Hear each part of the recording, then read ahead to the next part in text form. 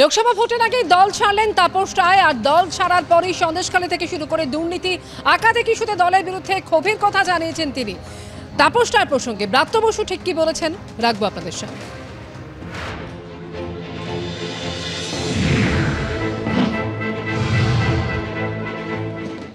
আমরা বুঝতে পারিনি, অনুমান করতে পারিনি।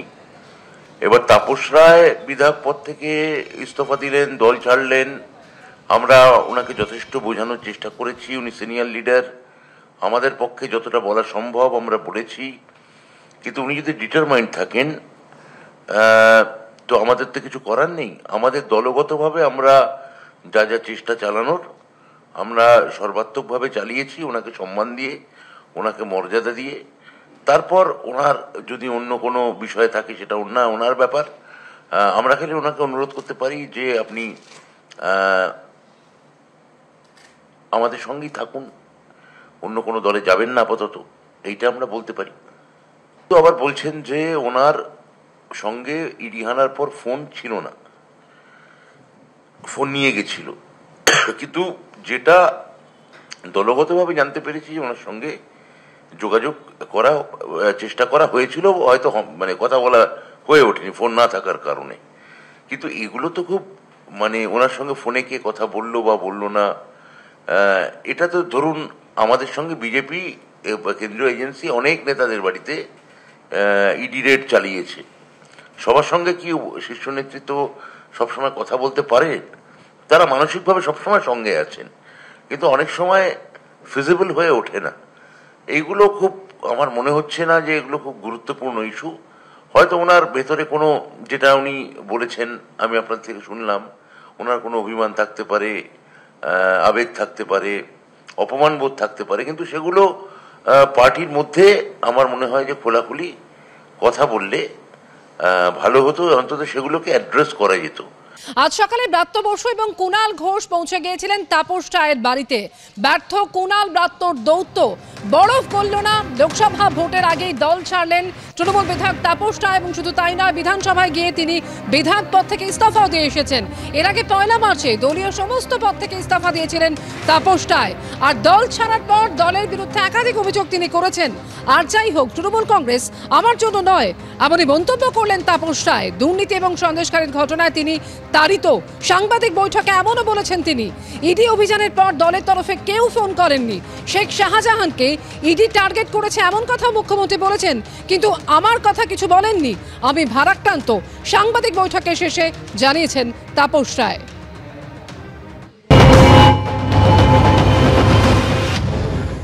সদ্য বিধায়ক পদ থেকে ইস্তফা দিয়েছেন বরানগরের বিধায়ক তাপস রায়। এই মুহূর্তে বউবাজারে তার বাড়িতে আমরা রয়েছি। তাপসদা, আজকে সকালেও তৃণমূলের শীর্ষ নেতৃত্ব ব্রাত্য বসু, রাজ্যের শিক্ষামন্ত্রী কুণাল ঘোষ এরা এলেন। একটা মানভঞ্জনের প্রক্রিয়া হলো, কিন্তু ফাইনালি আপনি আপনার ডিসিশন যেটা নিলেন সেখানেই স্টিক করে রইলেন। রাজনৈতিক সিদ্ধান্ত তত ঠুনকো হয় না। রাজনৈতিক সিদ্ধান্ত এই নিলাম, এই বদলালাম, আর আমি সেই চরিত্রেরও নই, এটা সবাই জানে। আমি দৃঢ় চরিত্রের মানুষ, কঠোর কঠিন মনোভাবের মানুষ। তো সিদ্ধান্ত যখন নিয়েছি অনেক ঘটনার প্রেক্ষিতে, নানান কারণের জন্য সিদ্ধান্ত নিয়েছি, তো সুতরাং বদলানোর জন্য তো সিদ্ধান্ত নিইনি। নেতৃত্ব বলছে যে তারা আগে থেকেই জানতেন, এটা তারা বুঝতে পেরেছিলেন। এটা কি আচ্ছা, তারা কি করে বুঝতে পেরেছিলেন? এই কথা যারা বলছেন বা যাদের বলাচ্ছেন তারা আমাকে একবার ডেকে তো জিজ্ঞাসা করেননি যে আমি নাকি মাইন্ড মেকআপ করেছি, কেন করেছি? সবই যদি তারা জানতেন তাহলে আমাকে একবার ডেকে কথা বললেন না কেন? অদ্ভুত একটা কথা। তারা সমস্ত কিছু বুঝতেও পারেন, জানতেও পারেন। আসলে তাদের এখন এই পরিস্থিতিতে কিছু বলতে হবে, তাই তারা বলছেন। কিন্তু তাদের উচিত ছিল, যদি তারা বুঝতে পেরেছিলেন, একবার আমাকে ডেকে নেওয়া, আমার বাড়িতে আসা, বা আমাকে ডেকে নেওয়া, কোথাও ডেকে নিয়ে কথা বলা, বা আমি এবং আমার পরিবার যখন বিধ্বস্ত তখন আমাকে ডেকে নেওয়া, বা আমার পরিবারের পাশে একটু দাঁড়ানো।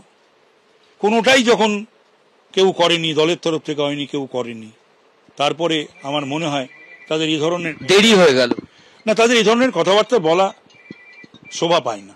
মমতা ব্যানার্জি, অভিষেক ব্যানার্জি কেউ কন্ট্যাক্ট করেছিল আমার সঙ্গে? আগে, এখন না, আগে এই তো আগে আগে অনেকবারই কথা হয়েছে। আগে